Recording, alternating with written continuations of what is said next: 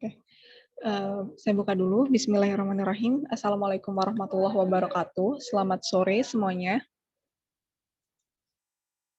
Selamat sore. Oke, selamat datang, selamat bertemu lagi gitu ya setelah kita seminggu, satu pekan itu melaksanakan tutorial kemarin, dan karena pekan UTS ya. Jadi kita libur sejenak gitu tutorialnya, dan kita mulai lagi di pekan ini di pertemuan ke-6 gitu khususnya. Nah, semoga kemarin kalian UTS-nya lancar gitu, nggak ada kendala dan hasilnya dapat memuaskan gitu, terbaik dan memuaskan bagi kalian gitu ya. Amin. Oke. Langsung aja. Di sini kita sudah masuk ke pertemuan ke-6 untuk tutorial fisika dasar 2-nya untuk TPB 8A. Oke, sebelumnya saya lupa. Silakan ya bagi teman-teman bisa menyalakan kameranya selama proses atau selama kelas tutorial berlangsung gitu. Nah, dalam pertemuan ke-6 ini kita akan membahas materi tentang magnetostatika, khususnya medan magnet oleh arus listrik gitu. Nah, di sini saya ingin mereview sedikit tentang materi magnetostatika, medan magnet oleh arus listrik. Nah, di sini teman-teman bisa diperhatikan ya. Nah, pertama itu ada medan magnet dan induksi magnet. Nah, apa sih medan magnet itu? Medan magnet adalah daerah di sekitar magnet yang masih dipengaruhi oleh gaya tarik magnet. Sedangkan induksi magnet adalah besar medan magnet yang ditimbulkan oleh arus listrik. Ya. Nah, menurut percobaan Ørsted, medan magnet itu di sekitar penghantar berarus listrik terdapat medan magnet. Nah, induksi magnet menurut hukum Biot-Savart itu induksi magnet pada suatu titik pada penghantar adalah resultan medan magnet yang ditimbulkan oleh muatan yang bergerak. Nah, selanjutnya induksi magnet menurut Laplace yang pertama itu berbanding lurus dengan arus listrik dan panjang kawat penghantar. Yang kedua, berbanding terbalik dengan kuadrat jarak suatu titik dari kawat penghantar itu. Dan yang ketiga, arah induksi magnet tegak lurus dengan bidang yang dilalui arus listrik. Nah, medan magnet ini adalah besaran vektor yang memiliki besar dan arah ya. Nah, arahnya itu ditentukan oleh kaidah tangan kanan gitu. Ibu jari arah arusnya dan 4 jari yang lainnya adalah arah medan magnetnya gitu. Nah, selanjutnya di sini saya menyampaikan review tentang induksi magnet pada berbagai keadaan gitu. Yang pertama itu pada penghantar lurus tak berhingga. Nah, induksi magnet pada penghantar lurus tak berhingga ini ya, persamaannya ini yaitu μ0 dikali I per 2 pi A, di mana B adalah induksi magnet di titik X, μ0 adalah permeabilitas ruang hampa, besarnya 4pi kali 10⁻⁻⁷, I adalah kuat arus listriknya, dan A adalah jarak titik X ke penghantarnya. Kemudian yang kedua, pada penghantar lurus berhingga. Nah, pada penghantar lurus berhingga, induksi magnet jika tetanya itu diketahui, ini menggunakan persamaan yang ini. Itu sama dengan μ0 dikali I per 4 pi A dikali cos theta 1 ditambah cos theta 2. Nah, apabila tetanya tidak diketahui, maka menggunakan persamaan ini. Jadi induksi magnet pada penghantar lurus berhingga itu sama dengan μ0 dikali I per 4 pi A dikali 2L per A dikali A akar 2 plus L pangkat 2 gitu, L kuadrat. Nah, di mana L ini adalah panjang penghantarnya gitu ya. Nah, selanjutnya yang ketiga, pada keadaan yang ketiga yaitu pada penghantar melingkar. Nah, di sini contoh gambarnya seperti ini. Nah, di pusat lingkaran atau titik 0 ya, induksi magnet menggunakan persamaan ini, itu sama dengan N dikali μ0 dikali I per 2R. Gitu ya. Di mana B0 adalah induksi magnet di 0, kemudian N adalah jumlah lilitan, μ0 adalah permeabilitas ruang hampa, dan R adalah jari-jari penghantarnya. Nah, jika jumlah lilitan penghantar melingkar, yang kurang dari 360 derajat ya, atau bukan lingkaran penuh, maka jumlah lilitan itu sama dengan theta dibagi 360 derajat gitu. Nah, selanjutnya apabila di sumbu pusat lingkaran atau di titik X ini ya, maka induksi magnet itu kita dapat menggunakan persamaan ini. Bx sama dengan B0 dikali sin pangkat 3 theta, di mana sin theta sama dengan R per S. Bx adalah induksi magnet di titik X, kemudian R adalah jari-jari penghantarnya, dan S adalah jarak titik X ke keliling penghantarnya.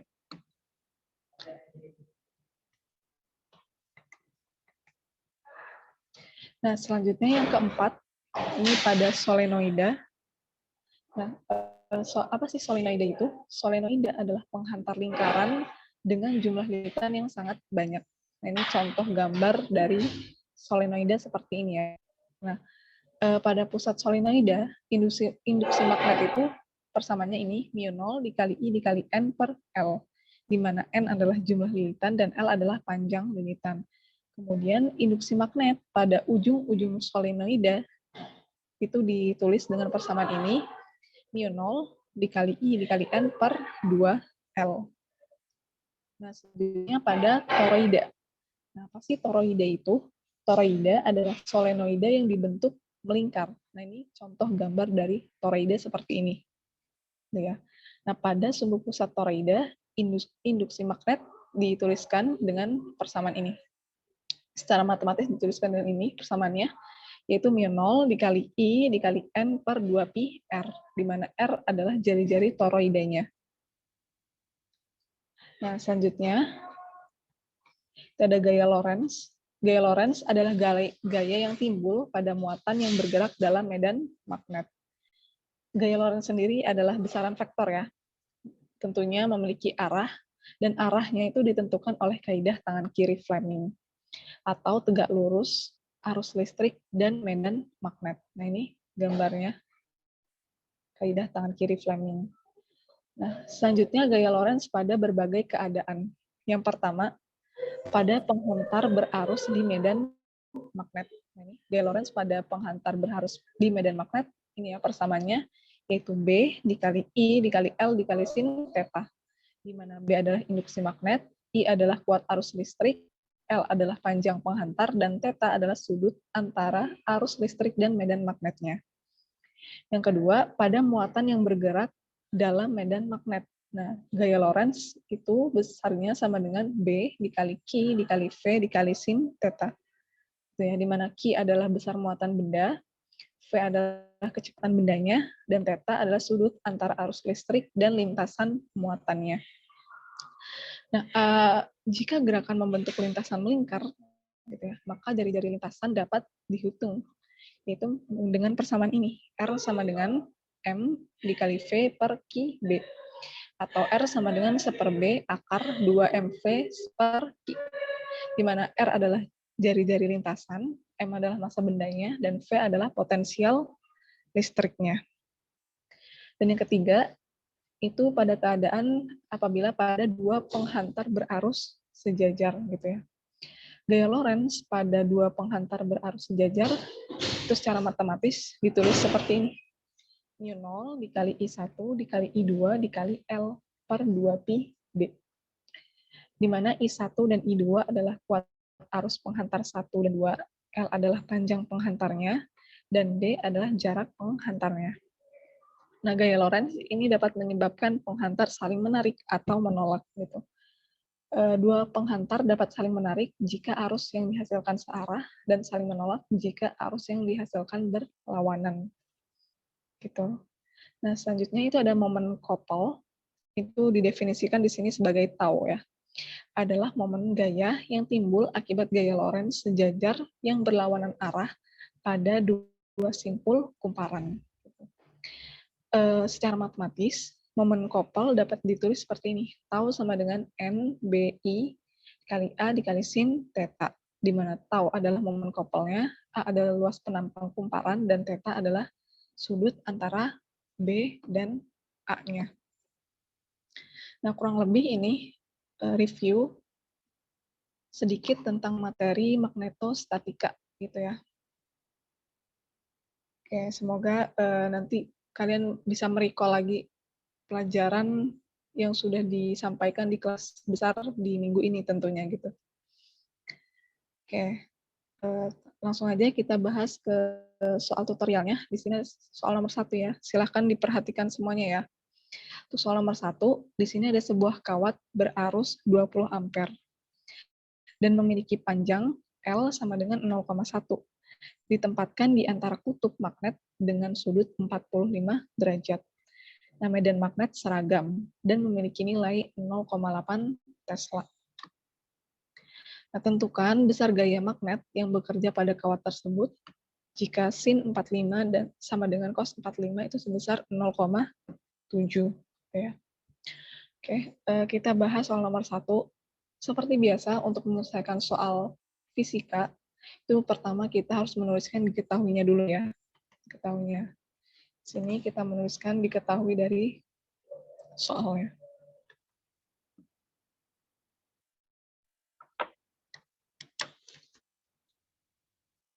Diketahui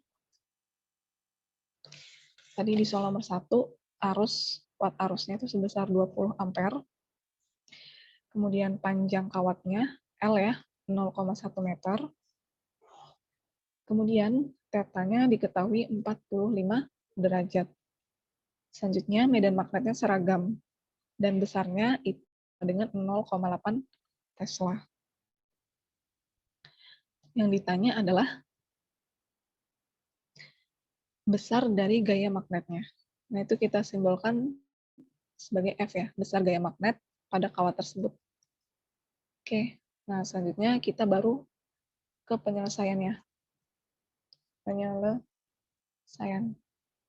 Nah, karena yang ditanya adalah besarnya gaya magnet pada kawat,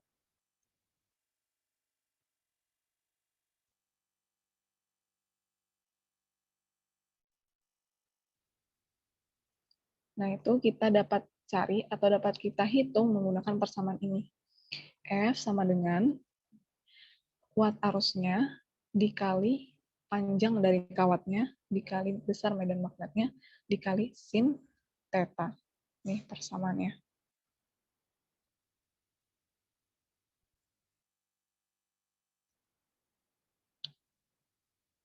Nah, di sini kita udah dapat nih persamaannya untuk menghitung besar gayanya.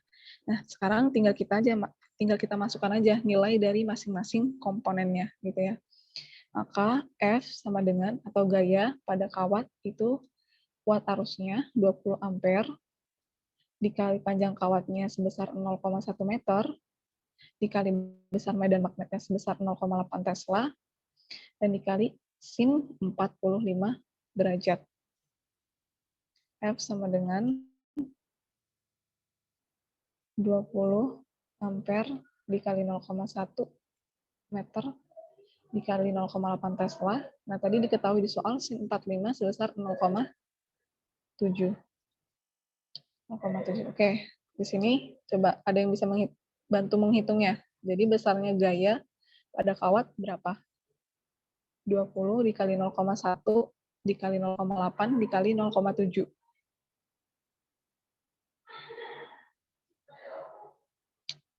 Berapa nilainya?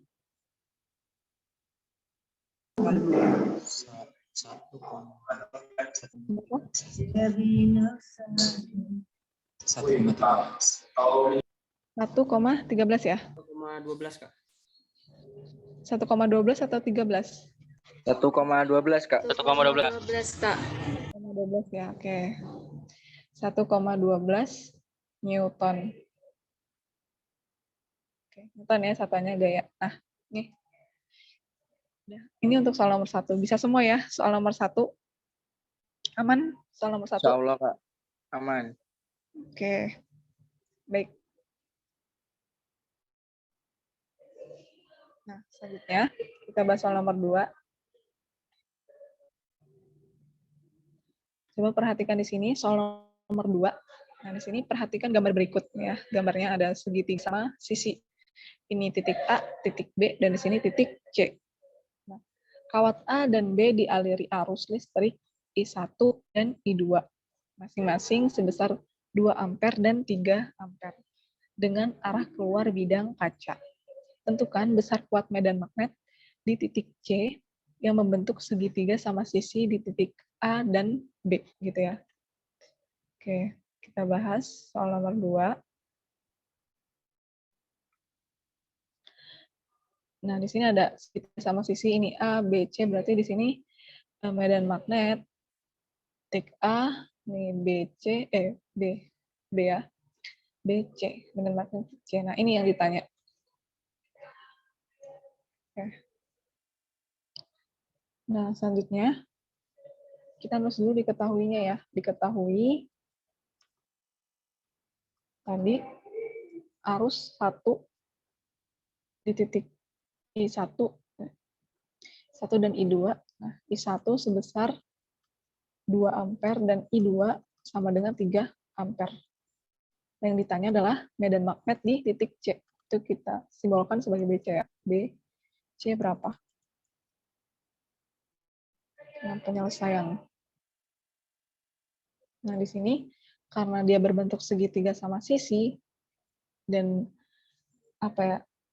Ini bisa jadi ada medan magnet 1, medan magnet 2 dan medan magnet di titik C. Jadi kita pertama meninjau dulu besar medan magnet di I1 dan besar medan magnet di I2 gitu. BA. Oke, biar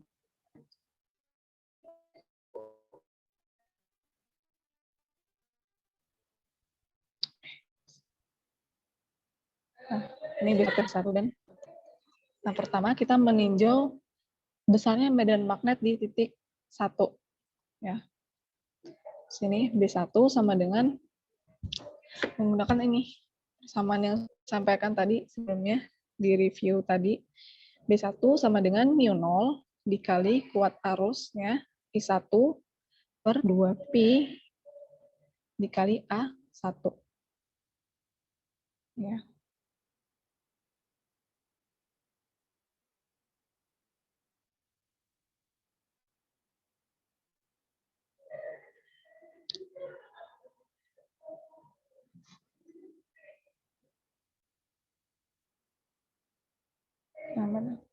Nah, di mana mu0 permeabilitas 4pi kali 10 pangkat minus 7, kemudian dikali kuat arus di titik 1, I1-nya sebesar 2 ampere ya tadi, 2 ampere per 2pi kali A1.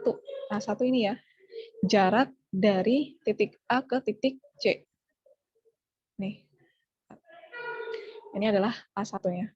Itu sebesar 2 meter. Tadi 2 meter. Oke, maka diperoleh besar medan magnet titik 1 itu sama dengan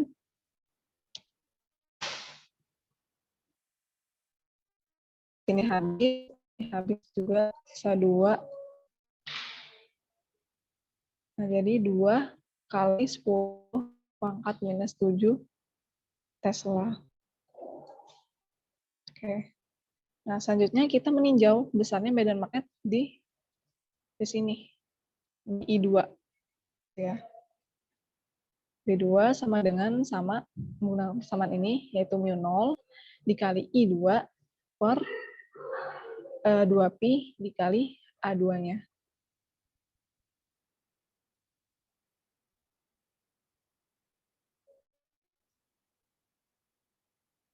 Nah, 2 sama dengan mu0 sebesar 4pi kali 10 pangkat minus 7 dikali I2 besar 3 ampere dikali 2pi. Kita lihat di sini A2. Ya, 2 meter. 2 meter ya. Oke. Magnet 2 itu sama dengan 1,5 lagi. 3. Nah, ini kan habis dengan ini. 3 Tesla. Nah ini. Nah selanjutnya baru kita menghitung medan magnet di titik C. Kuat medan total di titik C. Nah untuk menghitung total kuat medan total di titik C itu menggunakan rumus vektor.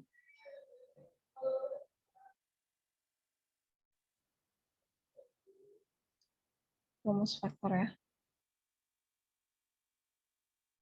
Nah, itu BC, medan magnet di titik C sama dengan B1 kuadrat ditambah B2 kuadrat ditambah 2B1 dikali B2 cos 60 derajat. Oke. Nah, ini persamaannya.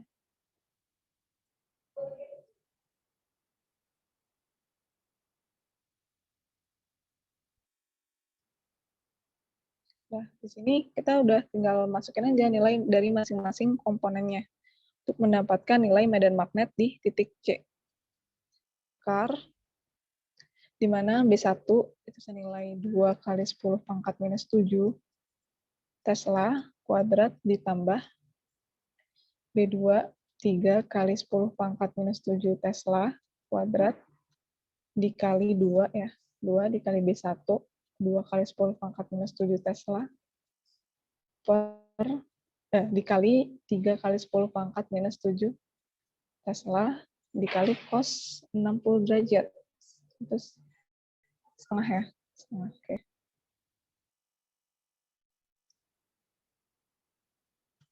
C sama dengan akar 4pi kali 10 pangkat minus 14 Tesla kuadrat ditambah 9 kali 10 pangkat minus 14 Tesla kuadrat ditambah 6 kali 10 pangkat minus 7.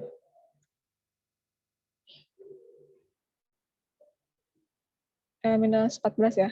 Minus 14 Tesla kuadrat.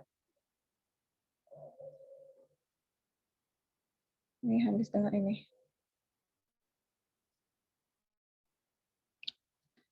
C, maka medan magnet di titik C sama dengan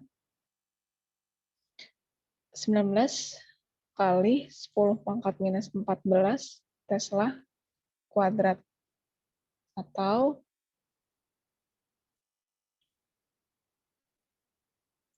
akar 19 kali 10 pangkat minus 7 Tesla. Nah ini ya untuk soal nomor 2. Bisa semua? Soal nomor 2. Aman, Kak. Aman ya, yang lain juga bisa ya. Bisa mengikuti. Soal nomor 2. Oke. Selanjutnya kita bahas ke soal 3. Nah, coba perhatikan di sini soal nomor 3. Sebuah proton memasuki medan magnet. Jadi ada proton memasuki medan magnet B memiliki muatan plus Q dan kecepatan V yang diarahkan ke kanan, gitu ya. Dan memasuki medan magnet secara tegak lurus.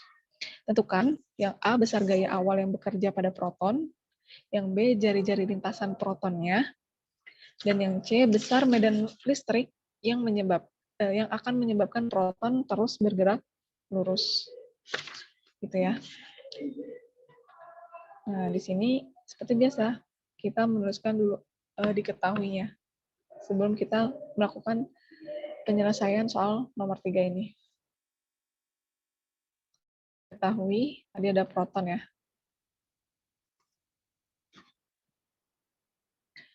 Diketahui muatan proton Q itu sama dengan plus 1,6 kali 10 pangkat minus 19 Coulomb. Selanjutnya, kecepatannya diketahui sebesar 4 kali 10 pangkat 6 meter per second. Kemudian besar medan magnetnya itu sebesar 0,5 Tesla. Nah, yang ditanya, A adalah besar gaya yang bekerja pada proton. F ya, besar gaya pada proton. Kemudian yang B, jari-jari lintasan protonnya. Ini kita simbolkan sebagai R kecil. C adalah besar medan listrik yang akan menyebabkan proton terus bergerak lurus. Besar medan agar proton bergerak lurus.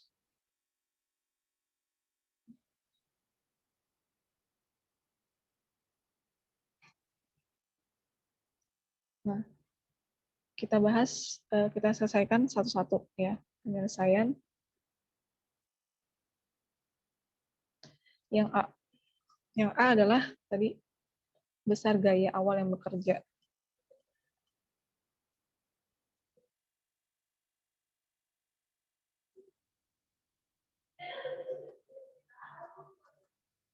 Pada proton.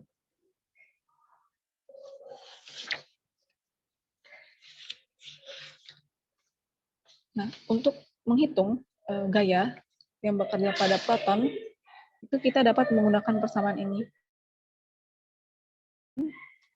Muatannya di kecepatannya dikali besar medan magnetnya. Ya, persamaannya untuk menghitung besar gaya awal yang bekerja pada proton untuk soal nomor 3. Nah, di sini kan ada beberapa komponennya, yaitu muatan proton, dan besar medan magnetnya. Nah, ini tinggal kita masukkan aja komponen-komponen dari nilainya. Masukkan aja nilai-nilai